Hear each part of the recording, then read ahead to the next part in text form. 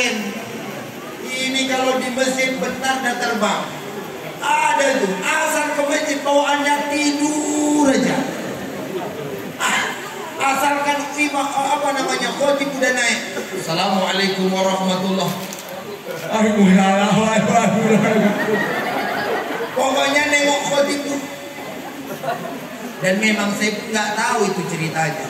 Kenapa orang waktu khutbah Jumat di masjid bawaannya mau tidur, dan luar biasanya bisa tidur sambil duduk. Ada juga yang ngungkor. Bahkan Bapak Ibu, ini mohon maaf ya, pernah kejadian di masjid heboh. Gara-gara apa? Gara-gara di masjid ada orang tertidur.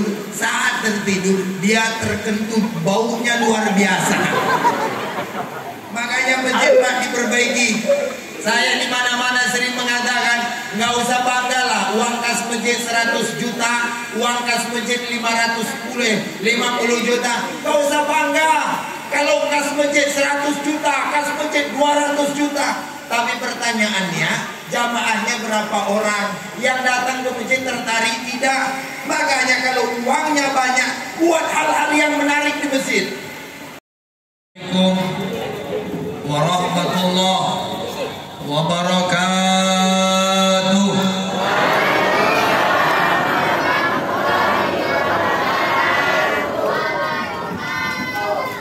Subhana malikil quddus, Subhana malikil quddus, Subhana malikil quddus, Subhana zil mulki wal malakut, Subhana zil izzati wal azamati wal haibati wal qudrati wal kamal wal jamal wal kibriyai wal jabarut, wala yamutu wala yafutu abada.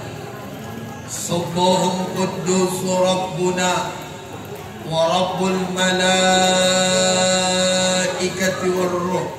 Bapak Ibu yang rahimakumullah, Ibu berdoa, ya Allah, berikan kepadaku anak. Sedangkan laki ibu nggak ada. Kira-kira punya anak nggak? Siapa yang ngambilin ibu hamil dengan dirinya? Betul ya? Mohon maaf bapak-bapak, doa, ya Allah ya Rabbana, lehen madiau berangkat umroh, tinong ada mendaftar kok, mungkin dia berangkat. Narai. Artinya ada usaha, ada doa. Setelah itu tawakkaltu 'alallah. Itu yang disebutkan oleh Al-Qur'an. Fa iza azamta fatawakkal 'alallah. Kalau kita sudah berazam, kita serahkan kepada Allah. Kalau sudah ada usaha, ada doa, tinggal kita serahkan kepada Allah. Kita buka ladang, kita tanam sawit. Setelah itu tawakal kepada Allah. Baru datang takdirnya. Cukup saja babanya masuji. Lalu kemudian berdoa, ya Allah, mudah-mudahan rumahku bertingkat 5 katanya. Malaikat mau dicekik malaikat kawan dia kan. Sebab kenapa? Dulu saya baca dalam kitab Sirus Salikin, ditulis oleh Syekh Abdul Somad Al-Palembang. Saya baca di dalam kitab itu ada riwayat bahwa Umar ibnul Khattab suatu ketika masuk ke masjid. Saat Umar masuk ke masjid, jumpa ada anak muda megang tasbih, zikir, nggak kerja sampai siang. Siangnya Umar masuk, anak muda ini tetap berzikir, nggak ada kerja Pak. Kerjaannya cuma zikir aja. Lalu apa kata Umar? Umar mendatangi lalu bertanya, wahai anak muda, kenapa nggak kerja? Kata anak muda ini, aku udah zikir wahai Umar. Zikir itu mendatangkan rezeki. Apa kata Umar? Ya cepat. Hai anak muda, inna sama langit la tumtir zahab wa wala fiddah. Langit nggak bakalan turunkan hujan emas dan hujan perak. Jadi anak muda ini kata Umar diomelin Bapak Ibu. Emang kamu kira kalau kamu di masjid aja, kira-kira hujan emas mau datang? Nggak mungkin. Nah itu makanya ibu-ibu berusaha. Palana marjagal ko lianak guru, marjagal ko kakak.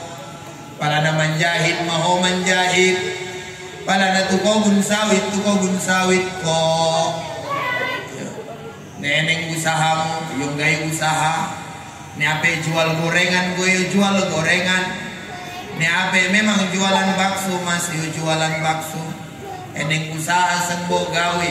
Setelah eneng usaha sembo gawe, ojo lali berdoa. Panombotong sumbayang nara. Teka rejo gumokon malak na lenong. Anong magialak ra sumbayang. Nara marusaha on pelenong. Jadi yang itu yang mana? Yang betul itu adalah ada usaha dan ada doa. Bapak Ibu jamaah rahimakumullah. Kesempatan kali ini saya hanya ingin menyampaikan tentang satu hal. Apa itu? Bagaimana dalam hidup ini kita meraih keberkahan dari masjid. Saya ulang, dalam hidup bagaimana kita meraih keberkahan dari masjid. Dalam Al-Quran, kata masjid itu tak ada. Bukan tak ada ya. Diambil dari kata sajadah. Para ulama menghitung, kalau saya tidak salah, dalam kitab Mu'jam Mufarras li Alfazil Quran itu ada 28 kata. Kata sajadah. Karena masjid ini Bapak Ibu diambil dari kata sajadah. Isim makannya masjid. Jadi masjid itu adalah tempat sujud. Karena dalam bahasa Arab ada yang disebut dengan isim makan, ada yang disebut dengan isim zaman, ada juga yang disebut dengan isim alat. Contoh, fataha artinya membuka. Tapi kalau kunci, bahasa Arabnya adalah miftahun, artinya alat kunci untuk membuka. Sekarang yang jadi masalah, kalau memang masjid ini banyak Allah sebutkan dalam Al-Quran, apa sih tuntunan agama agar kita meraih keberkahan dari masjid? Pertama, Bapak Ibu, mau tidak mau, tempat yang paling ternyaman di dunia adalah masjid. Di rumah banyak orang yang cekcok. Di pasar banyak orang yang berkelahi. Di parlemen udah berapa kali kita tengok anggota-anggota dewan kita melempar bangku, mecahkan meja.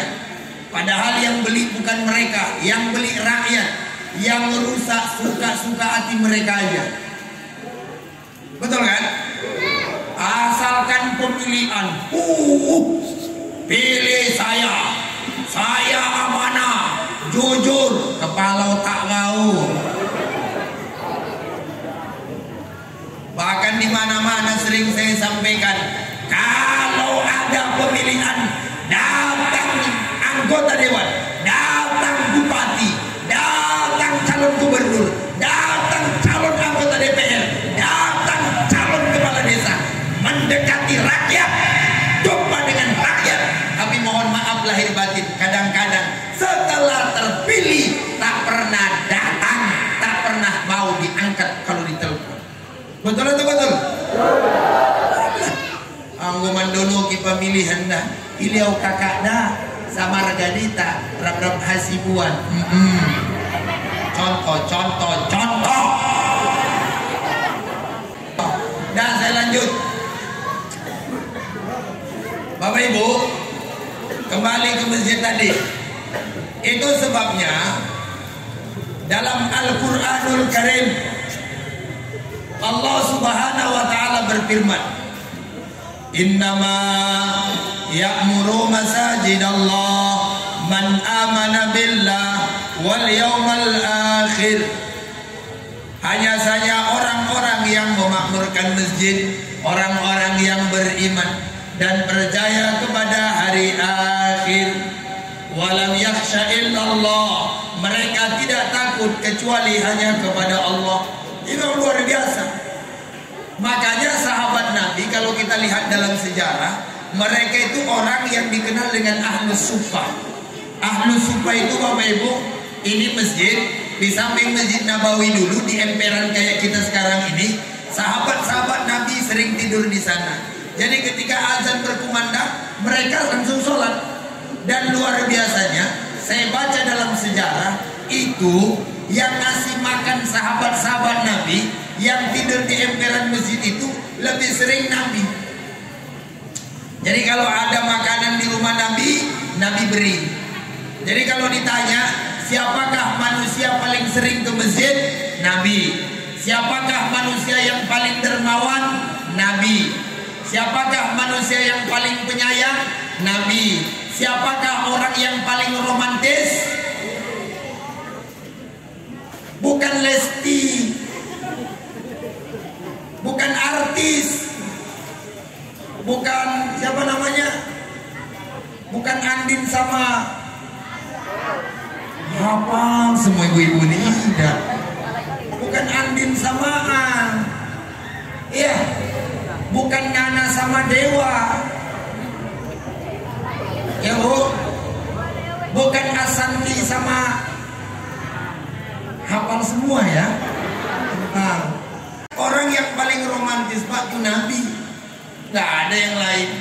Makanya Nabi itu kalau mau berangkat, istrinya pasti nyalam tangan Nabi.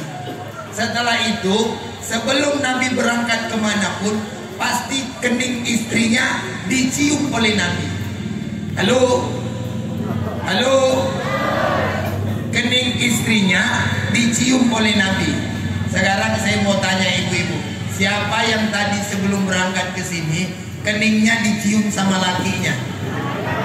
Oh, yang keningnya dicium laki siapa? Bapak-bapak, halo, oh Pak, iya, iya, yang cium kening istri siapa Pak? Ustaz, tadi perasaanku cium kening istriku. Bukan istri bapak, tuh tetangga bapak.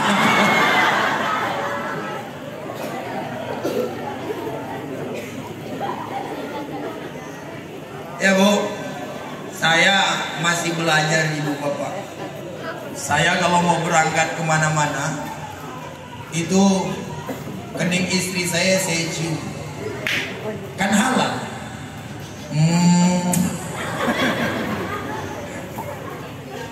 Halal Pak, bukan hanya halal Pak, berpahala. Bapak kalau pengen dapat pahala yang besar, sering-sering mencium kening istri. Pokoknya asal pulang ke rumah, Dek, kening.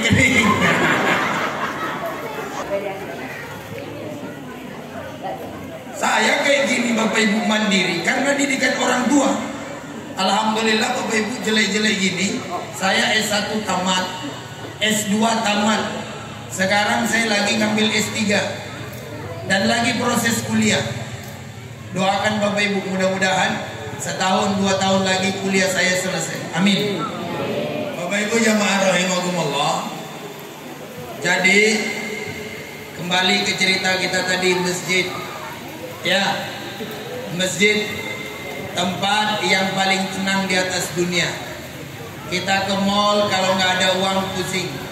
Ke masjid nggak ada uang, nggak ada masalah. Ibu datang main-main ke tempat permainan, kalau nggak ada uang nggak bisa masuk.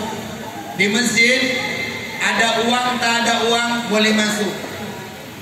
Kita mau datang ke rumah pejabat, kalau kita bukan orang yang dikenal nggak bisa masuk. Sekarang pertanyaannya, masjid mana yang tak boleh kita masuki? Betul? semua masjid boleh kita masuki. Maka sekarang ini Bapak Ibu, miris kita melihat zaman sekarang, banyak masjid kosong, banyak masjid sepi. Tapi ini di tempat lain. Kalau di sini tablik akbar aja kayak gini ramenya, iya kan? Apalagi sholat subuh, wih, saya yakin dan percaya. Kalau nggak bawa leman, bawa Daud aja. Kan? Ada sebagian masjid kadang-kadang, yang azan atu, yang komat, bantu apa? Yang azan, yang komat, yang nyapu masjid, yang mandiin jenazah, yang jadi imam, yang jadi makmum, yang gulung tikar, yang mati. Jahat kami jadi orang. Bapak Ibu, faktanya begitu, iya kan? Kapan orang mau ke masjid? Saat sudah susah. Kapan orang mau ke masjid? Saat banyak masalah. Kapan orang mau ke masjid? Kalau ada pembagian zakat. Kapan orang mau ke masjid? Saat ada pembagian daging kurban. Kapan orang mau ke masjid? Saat ayahnya mati. Kapan orang mau ke masjid? Karena anaknya mau dinikahkan, nggak sanggup bayar gedung, dibawanya ke masjid. Kalau normal ekonomi, makanya sering saya perhatikan yang mampir di depan masjid, Supra, Astuti, asal kentut mati, Astrea, ya kan? Kapanlah masjid yang mampir Fortuner, yang mampir Alphard, yang mampir Esku, nggak ada. Malah yang mampir itulah mobil itu, semua nanti masuk ke dalam itu.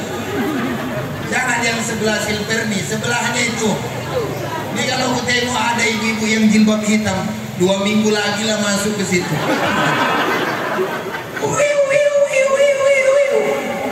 Aku nggak nakut-nakuti aku, balik ke masjid. Padahal kalau zaman Nabi, masjid itu Pak fungsinya banyak.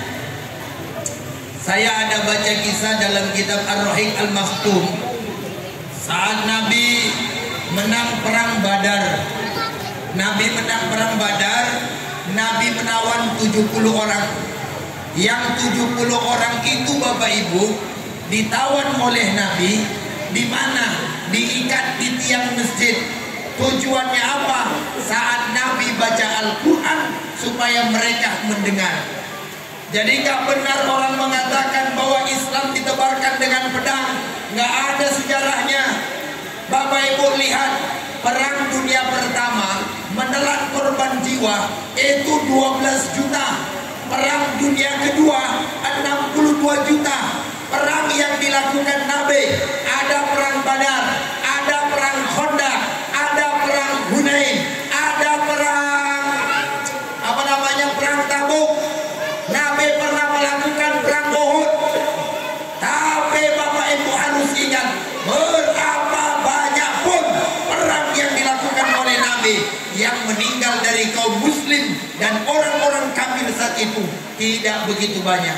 Ada riwayat yang menyebutkan cuma di angka 400, nggak sampai 500. Ini menunjukkan Nabi menyebarkan Islam itu dengan ramah,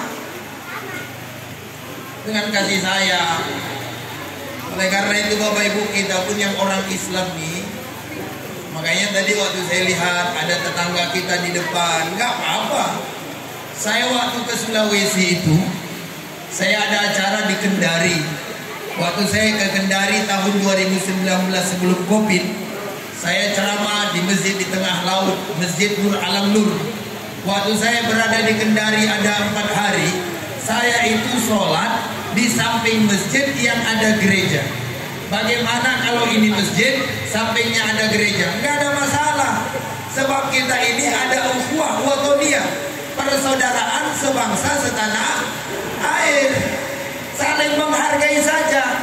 Karena Nabi waktu berangkat hijrah, orang yang gaibnya itu namanya Abdullah bin Uraiqin. Pakar sejarah bersepakat bahwa Abdullah bin Uraiqin adalah Yahudi, artinya non muslim, tapi tetap bersaudara, bermuamalah. Contoh, ibu sakit, ada kawan ibu tetangga di kampung ini namanya Pertus. Siapa namanya? Pertus ini, mohon maaf, tetangga kita sebelah. Ibu sakit atau bapak sakit, mau berobat ke bapak Pertus. Kira-kira waktu berobat bapak tanya enggak, bapak agamanya apa? Ini udah mau mati kawan nih, nanya agama, mati di tempat. Makanya kalau kita beli kemana-mana, boleh kita bermuamalah, ya kan? Oleh karena itu Bapak Ibu jamaah rahimakumullah, mudah-mudahan kita jaga ini dengan baik. Amin. Amin. Masjid di zaman Nabi dalam kitab Ar-Rahiq Al-Maktub itu dikatakan bahwa mereka yang tertawan ketika perang dibawa oleh Nabi, diikat di tiang masjid, sehingga tiap hari Nabi baca Quran, ada sahabat yang baca Quran, diperdengarkan Al-Quran, sampai kemudian mereka ada yang jatuh cinta dan mengatakan, wahai Muhammad, 3 hari saya engkau tawan, 3 hari saya engkau ikat, tapi selama 3 hari itu engkau tidak membunuh saya, malah engkau berikan makan, malah engkau ladani saya, malah engkau berikan kebutuhan saya. Karena itu wahai Muhammad, izinkan saya memeluk agama Islam, karena begitu mulia akhlak masjid. Oleh karena itu Bapak Ibu, jangan tinggalkan masjid. Kata almarhum Zainuddin MZ, orang yang jauh dari masjid itu kan sama dengan ikan nggak mau hidup di air. Kalau ada ikan nggak mau hidup di air, gimana nasibnya? Pak Kadus? Nggak Pak Kadus? Dengar ceramah saya tuh terpesona dengan saya. Ya Bu, Bu, kalau ada ikan nggak mau hidup di air, mati atau hidup? Mati. Maka kalau ada orang nggak mau ke masjid, itu sama dengan orang mati, mati imannya, mati akalnya. Di Pekanbaru itu Bapak Ibu, semua rumah, semua masjid ada majelis taklimnya. Ada yang sebulan 4 kali hidup. Alhamdulillah. Karena memang masjid, kalau misal tempat belajar, masjid tempat ibadah, masjid tempat pendidikan. Ini anak-anak kita yang hadir di sini, kalian kalau ngaji di mana nak? Di mana? Oh, kalau ngaji sini dulu. Ustaz kasih uang nanti sini. Kamu marganya apa? Kuya naik sopo. Baik, namamu siapa? Aska. Oh, Aska. Asep Afrius. Terus Bapak Ibu nanti ke depannya tolong dihidupkan masjid itu. Cara menghidupkan masjid ini, ingatkan saya kepada pengurus masjid. Pertama, cara menghidupkan masjid, tolong masjid mic-nya diperbaiki. Masyarakat TTA 10.000, 20.000 kumpul satu desa untuk masjid. Tujuannya apa? Supaya mic nanti di bulan puasa itu mic-nya bagus, sehingga orang betah tadarus, orang betah ngaji. Kadang-kadang ada sebagian mic itu, ya Allahu Rabbi, Bismillahirrahmanirrahim, Allahumma, gimana? Ada yang mendengar sakit telinga orang. Ada yang kadang-kadang, mohon maaf, mic masjid itu ya Allah Rabbi bagus suara kawanku, tapi kalau azan di situ pelan jadi.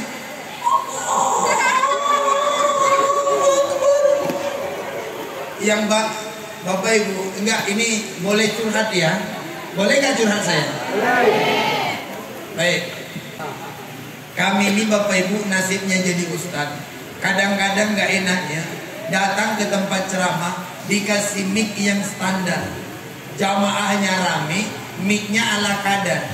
Jadi waktu kita ceramah teriak-teriak nggak kedengeran juga.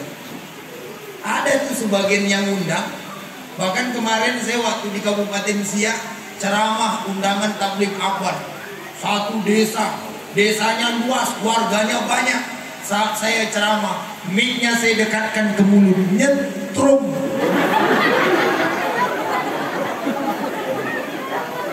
Saya pengalaman, mic yang nyetrum mulut saya udah 3 kali.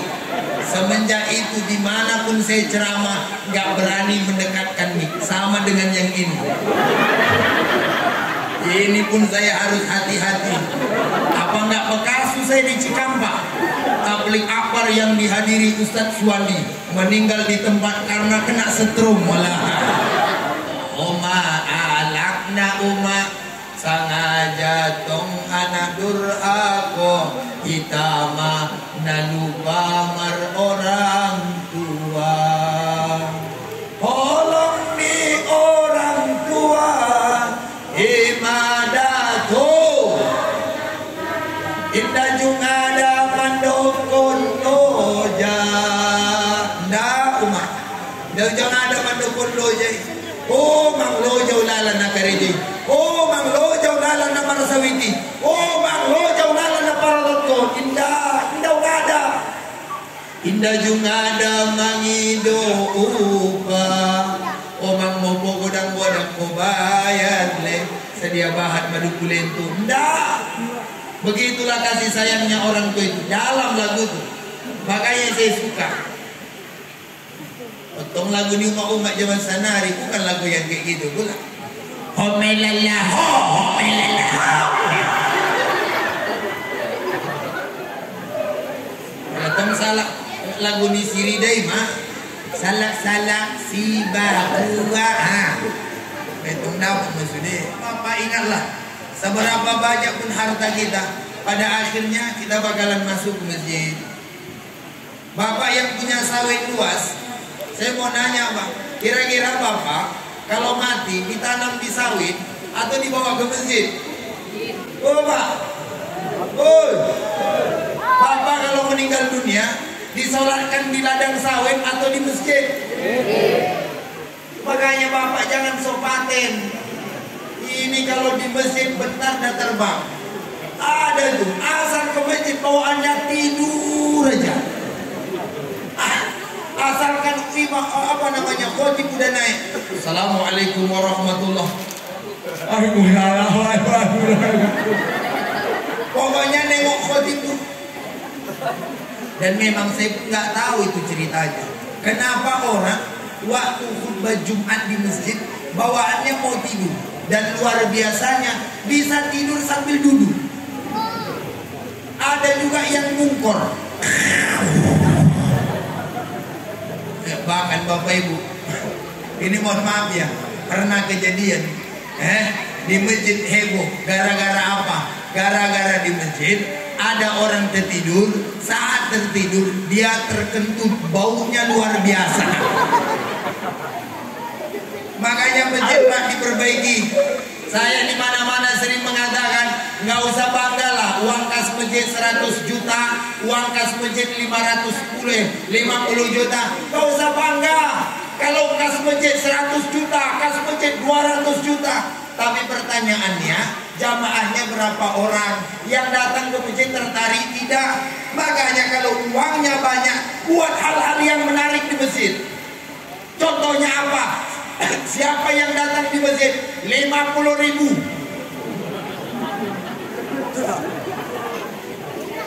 Halo? Saya yakin dan percaya. Ibu-ibu saya tanya, kalau masjid bikin pengumuman, siapa yang datang ke masjid dikasih 50.000. Kira-kira ibu-ibu rajin datang atau tidak? Dasar mata duitan.